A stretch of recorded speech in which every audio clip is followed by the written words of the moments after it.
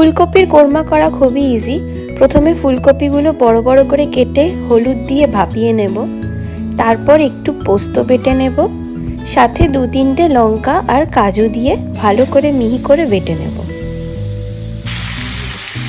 এবার ফুলকপিগুলোকে ভেজে নেব, খুব হালকা করে ভাজবো এবং রান্নাটা সাদা তেলেই হবে বা অলিভ অয়েলও ইউজ করা যেতে পারে। এরপর একটু আদা, রসুন, কাঁচা লঙ্কা আর ধনেপাতা বেটে নেব। এরপর সাদা তেল দিয়ে কড়া গরম হলে মশলাটা দিয়ে দেব। হালকা ভেজে নেওয়ার পরে পোস্ত বাটাটা দিয়ে দেব। এরপর দেব সামান্য টক দই। 2 কাপের মতো জল দিয়ে ফুলকপিগুলো দিয়ে দেব।